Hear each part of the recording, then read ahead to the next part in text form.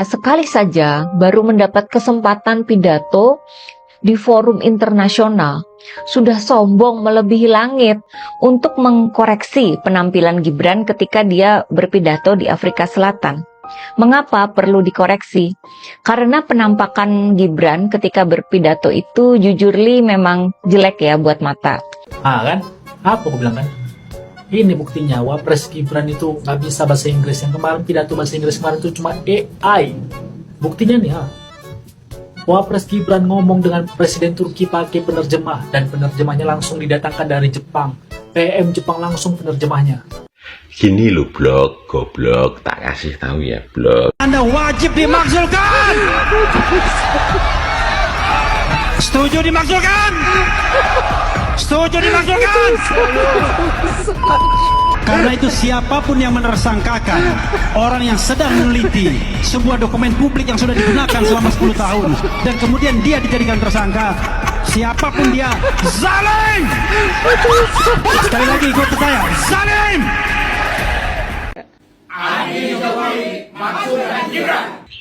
Kepinding, Joko Widodo tidak bisa diadili karena Joko Widodo tidak mempunyai kesalahan apapun untuk bisa diadili, dan Gibran Rakabuming Raka tidak bisa untuk dimakzulkan karena Gibran tidak mempunyai kesalahan apapun untuk bisa dimakzulkan. Seribu pembenci Pak Jokowi, maka akan 10.000 yang datang membela Pak Jokowi. Biar tahu kalian para pembenci, ya.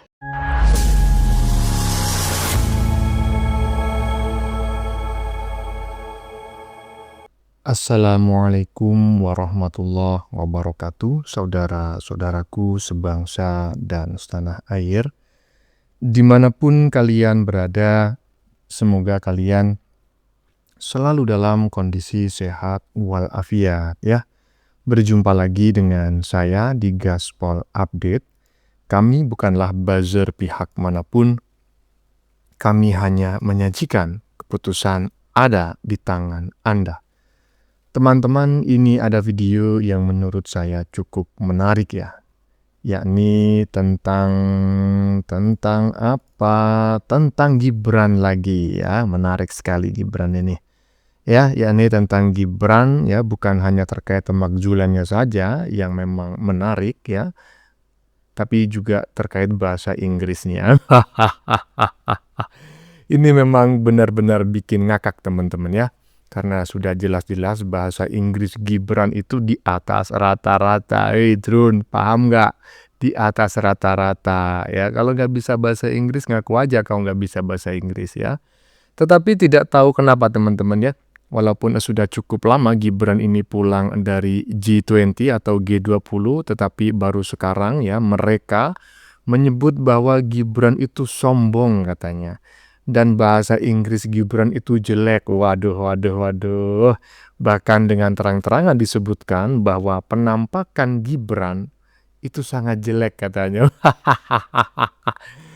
Aduh, ini sudah body shaming teman-teman ya. Tentu yang dimaksud di sini adalah wajahnya Gibran. Ini benar-benar body shaming yang tidak layak untuk ditiru. Dan tahu nggak siapa yang menyerang Gibran ya dengan narasi-narasi ecek-ecek ini? Pendukungnya si ketua DPR, tahu ya. Kayaknya mereka ini ya, kelompok mereka ini nggak terima ketika bahasa Inggris junjungannya yang belepotan itu, ya kan, yang belepotan kayak orang idiot itu dibandingkan dengan Gibran. Aduh, ada aja ya. Nah, bagaimanakah videonya dan bagaimanakah respon netizen? Mari kita tonton bersama. Kemudian mari kita komentari bersama di bagian akhir video. Ini dia.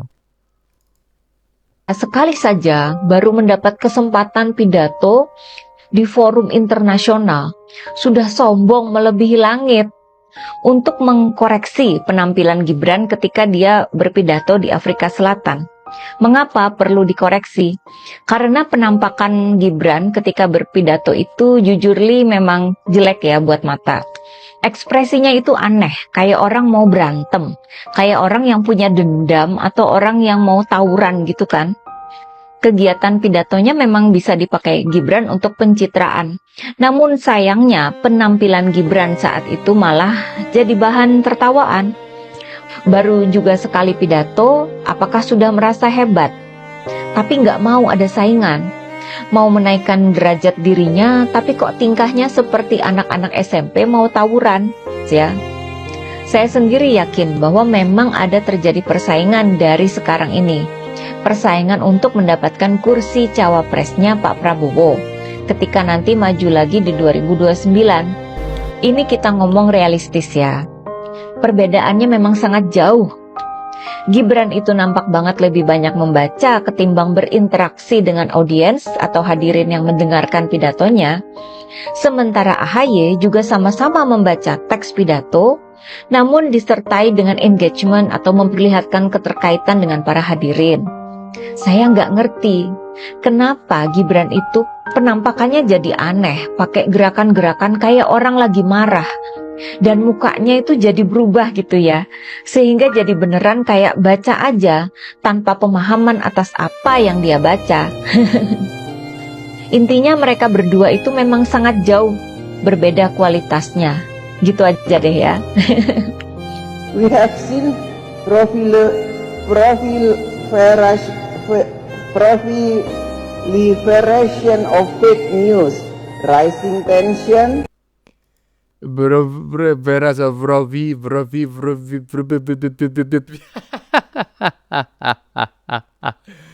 Inikah yang dibandingkan dengan Gibran yang katanya Gibran sombong dan bahasa Inggrisnya jelek, penampakannya juga jelek. Terus yang bagus yang mana? Yang ketua DPR itu, yang profil. Tapi terserah lah ya teman-teman, yang penting mereka senang ya. Baik, buruk, jelek, tidak baik, sebetulnya kan kita bisa menilai sendiri-sendiri ya. Jadi walaupun katanya Gibran itu bahasa Inggrisnya jelek dan sombong, ya, kemudian penampakannya itu juga jelek, terserah ya, terserah, yang penting kalian senang. Cuma kok baru sekarang nyerangnya gitu loh, kok nggak kemarin-kemarin. Lanjut. Katanya para ternak onta ataupun sales panci itu orangnya cerdas-cerdas. Lah ini kok ada sales panci kok ngomongnya kayak gini nih. Kan? Apa aku bilang kan? Ini buktinya Wapres Gibran itu nggak bisa bahasa Inggris. Yang kemarin pidato bahasa Inggris kemarin itu cuma AI. Buktinya nih Wapres Gibran ngomong dengan Presiden Turki pakai penerjemah, dan penerjemahnya langsung didatangkan dari Jepang. PM Jepang langsung penerjemahnya. Gini loh blog, goblok, tak kasih tahu ya blog. Nah, kalau misalnya negara itu ada pertemuan seperti kemarin KTT G20, nah maka dari pihak negara masing-masing itu akan membawa penerjemah bahasa dari negaranya sendiri. Lah ini malah kalian tuduh bahwa Perdana Menteri Jepang itu menjadi penerjemah bicara Mas Gibran. Mosok seorang Perdana Menteri Jepang menjadi penerjemah Mas Gibran? Mbak Utek kayak gini mikir yang bener loh cok. Asu kok gitu kan. Goblok mulu. Saya cerdas. Asu.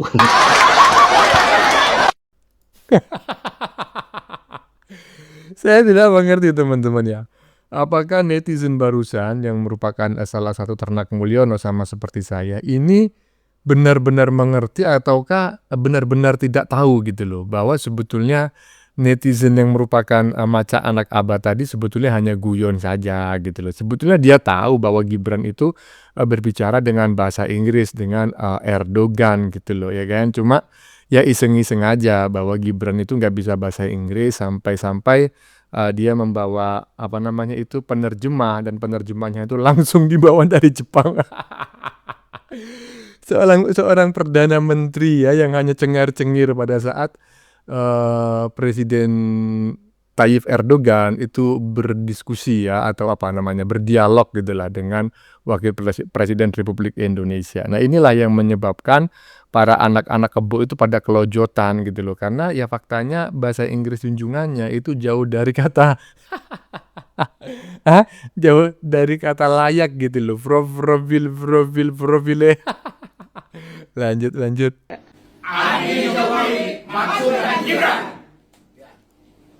Para kepinding sedang berkumpul memberikan pernyataan. Adili Jokowi, makzulkan Gibran. Kepinding. Joko Widodo tidak bisa diadili karena Joko Widodo tidak mempunyai kesalahan apapun untuk bisa diadili. Dan Gibran Raka Buming Raka tidak bisa untuk dimakzulkan karena Gibran tidak mempunyai kesalahan apapun untuk bisa dimakzulkan. Tetaplah berhalusinasi tingkat dewa ya untuk mengadili Jokowi dan memakzulkan Gibran.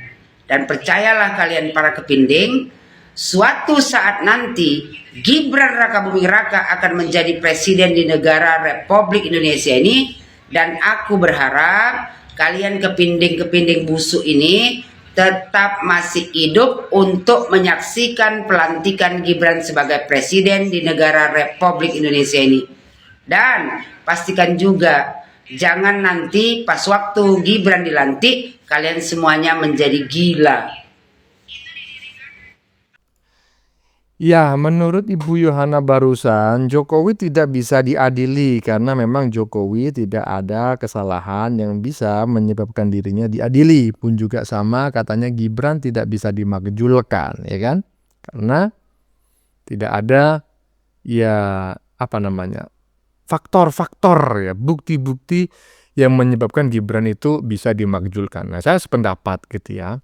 Intinya memakjulkan presiden ataupun wakil presiden itu memang bisa dilakukan, bisa ditempuh dan diatur dalam undang-undang ya.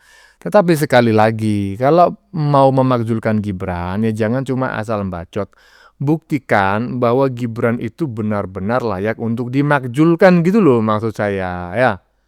Jangan cuma bacot aja. Kalau memang Gibran itu layak untuk dimakjulkan, memang saatnya untuk dimakjulkan, dan ada bukti atau dasarnya untuk dimakjulkan, ya silakan dimakjulkan.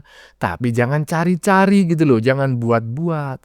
Pun sama ketika Jokowi itu harus diadili, ada buktinya, ada dasarnya bahwa Jokowi itu harus diadili, ya silakan diadili.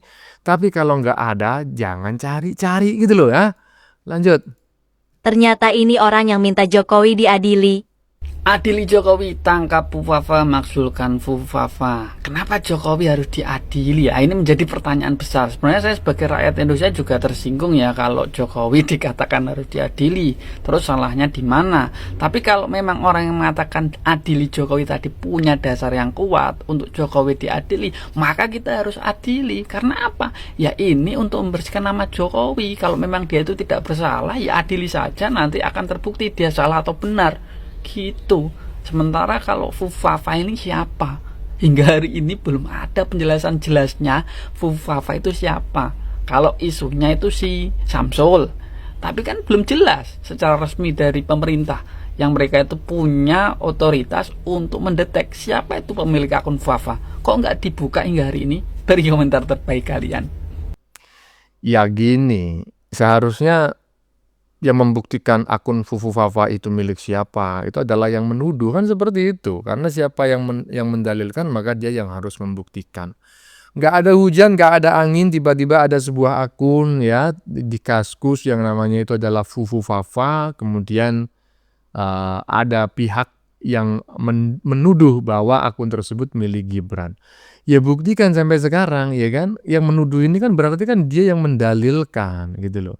Nah juga sama, kenapa sih kok dulu ya masih cuma satu tuntutannya, turunkan Jokowi, makjulkan Jokowi, adili Jokowi, penjarakan Jokowi, hukum mati Jokowi. Nah sekarang muncul lagi, adili Jokowi, makjulkan Gibran. Celakanya ini anak dan bapak gitu loh. Benci kali kalian dengan mereka, takut bahwa klan Jokowi ini akan terus menjadi pemimpin di negeri ini. Kenapa harus takut ya? Selama mereka itu memimpin bangsa dan negara secara baik ya biarin aja lah ya. Kecuali nggak baik, korupsi misalnya ya toh. Lanjut. Akan senantiasa ada sampai kapanpun. Mudah-mudahan bisa bermimikri menjadi festival Islam terbesar di dunia. Setuju? Kalaupun Anda wakil presiden, tetapi kalau Anda melanggar konstitusi, tidak lagi memenuhi syarat sebagai wakil presiden, maka Anda wajib dimakzulkan. Setuju dimakzulkan? Setuju dimakzulkan? Jadi, kalau ada peneliti meneliti sebuah dokumen publik, tiba-tiba dia ditersangkakan, maka apakah negara kita menjadi negara demokrasi yang baik? Baik atau tidak? Karena itu siapapun yang menersangkakan orang yang sedang meneliti sebuah dokumen publik yang sudah digunakan selama 10 tahun dan kemudian dia dijadikan tersangka, siapapun dia, zalim! Sekali lagi ikut saya, zalim! Jalim. Jalim. Masih ingat ya pidatonya ketua DPR sambil membawa tongkatnya siapa? Tong Samcong apa tongkatnya Cupat Kerasakti itu ya yang katanya. Jalim. Bukan Jalim, Bang. Solid. Oh, solid. Solid. Apa solikin? Solikin. Sekarang muncul lagi teman-teman ya. Jalim. Jalim. Aduh. Kirun kau ini ada aja ya. Nanti ya kan diperkarakan, dianggap memprovokasi, dianggap apa? Melakukan penghasutan ya. Nanti keluar katanya dikriminalisasi. Aduh, ada aja golongan-golongan orang-orang ini ya. Tapi terserah lah, lanjut. 1000 orang pembenci Pak Jokowi ingin menjatuhkan Pak Jokowi, maka 10.000 yang akan datang mendukung Pak Jokowi, membela Pak Jokowi. Biar tahu aja, turun tuh yang dari gunung, yang dari goa, yang dari mana-mana, semua berdatangan tuh.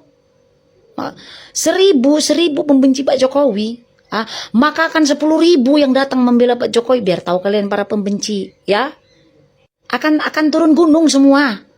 Yang tadinya sibuk kerja, yang tadinya berdiam diri di goa, yang tadinya dia masa bodoh, turun gunung.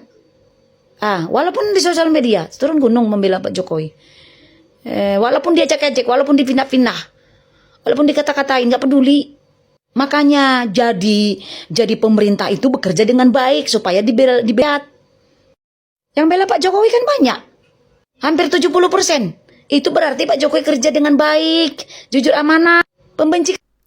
Iya, Pak Jokowi memang bekerja dengan baik ya. Minimal saya bukan selama hidup ya. Intinya ketika saya lahir itu di masa pemerintahan Soeharto teman-teman ya. Dan ketika saya sudah mengerti dan paham sedikit tentang dunia politik, saat itu presidennya masih Soeharto. Jadi saya cukup syarat lah ya mengatakan bahwa saya memahami masa pemerintahan Soeharto, minimal versi saya di desa saya, daripada orang-orang yang akhir-akhir ini itu sok-sokan gitu, padahal baru lahir kan seperti itu. Intinya Jokowi itu lebih baik daripada presiden-presiden sebelumnya.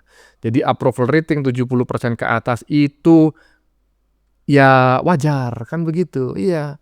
Kemudian kau menyerang satu, maka akan 1000 pendukung Pak Jokowi yang akan hadir kan seperti itu muncul. 1000 pembenci Jokowi, 10.000 pendukung Jokowi akan lahir kembali ya, tampil mantap.